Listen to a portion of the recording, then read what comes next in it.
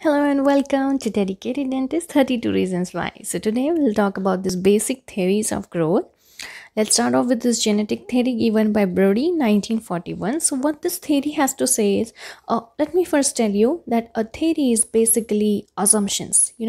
The scientists, they observe things and they give these assumptions only based on their observations. Okay, there are no experimental evidences to this, hence we call this theories. So let's discuss this first theory, that is genetic theory. We'll discuss the assumptions, drawbacks of these theories and their application in the living organisms. Okay, so basically this theory believes that genes control growth. Okay, however, this theory doesn't say that the drawbacks of this theory is that the genes, these are influenced by the environmental factors. Yes, this growth is not controlled by various factors. It is not alone genes that control growth. Various external influences, external factors also this change growth patterns and all. Okay, so this is the drawback. So application of this is individual having a class 3 occlusion. Now let me give you an example. My parents, they have this perfect occlusion. Okay, their teeth are well aligned and all. However, my teeth, they are I have crowding and they are retroclined. So if this was possible, then we would have predicted the occlusion in a child through cephalograms of parents. So this theory fails. Okay, so now then we move on to the next theory, that is Scott's hypothesis. So this theory says that this cartilage has innate growth potential, and when we transplanted the cartilage, extirpated and transplanted this cartilage, it proved right. Yes, this happened. For example, we took this nasal cartilage. It was when it was extirpated or removed from a rabbit's face, there was this mid-face abnormality. The mid-face didn't develop in a rabbit. Hence, this proved nasal cartilage is the growth center, right? So yes, before proceeding, I urge you that you please watch my video on growth site and growth center. It is very important for you to understand the basic difference between the two. So yeah, coming to this again. So application. Also we know that due to the application due to this growth of nasal cartilage, also there is growth of the maxilla.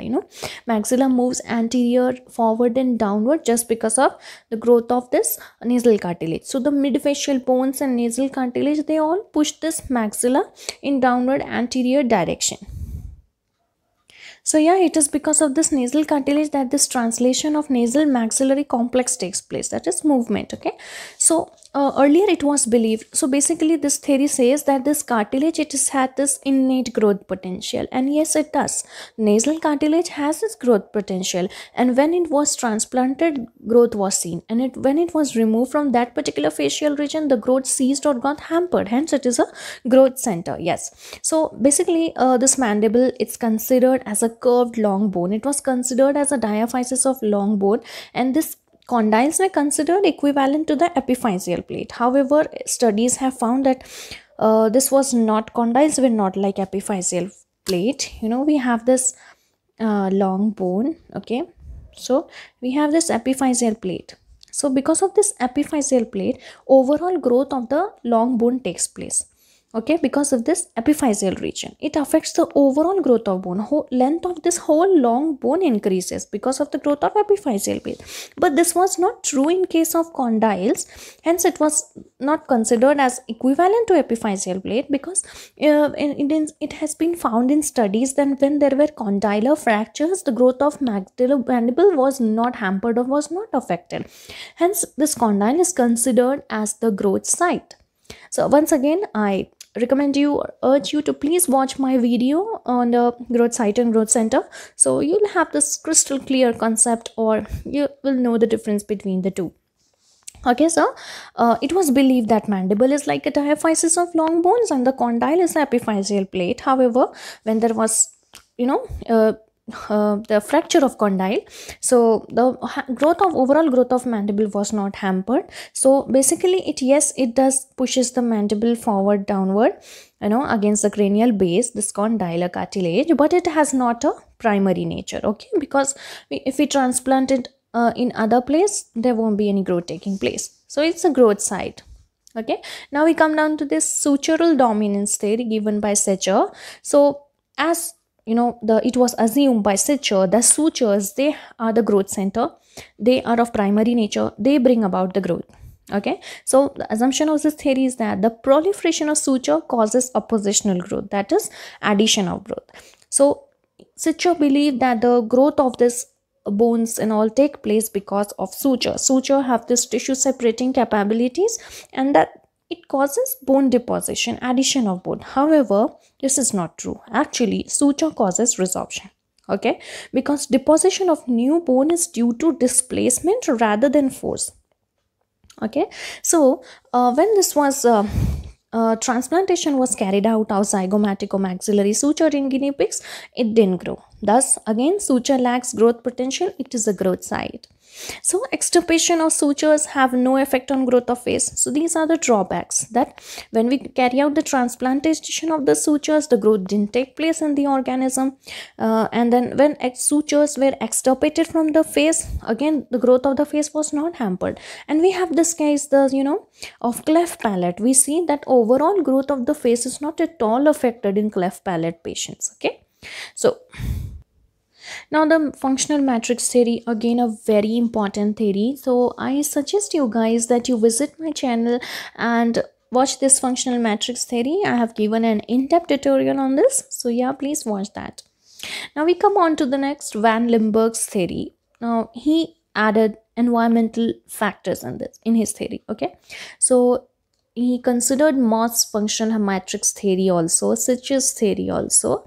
He considered some points and also added these factors like local epigenetic factors, like adjacent soft tissues and bones. They have effect on the overall growth.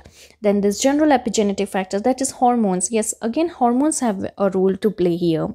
Stomatomedian and all, they also carry out the growth of bones, okay, and tissues. So then local environmental factors like habits like thumb sucking, and because of thumb sucking there's this forces created, and there's this constriction of maxillary arch. We'll study about this in oral habits when we'll discuss that.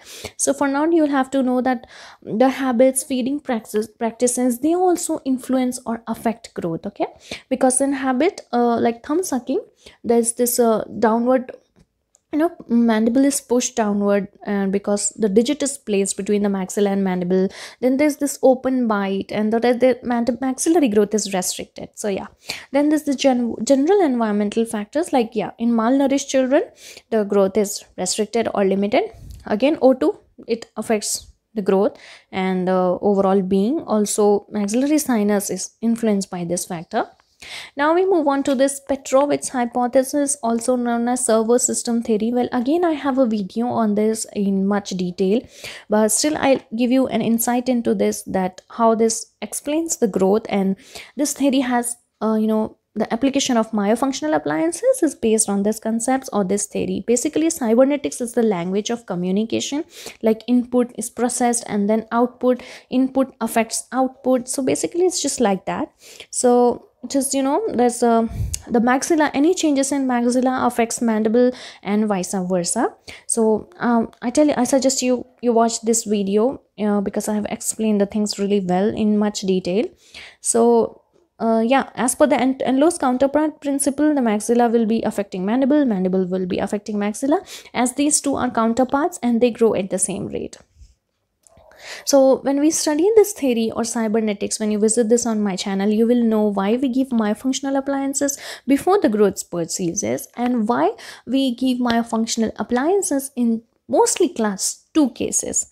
So I suggest you please watch this video on my channel, where I'll tell you how any discrepancy, occlusal prematurity is detected by mandible, and the signals are sent to the lateral pterygoid muscle.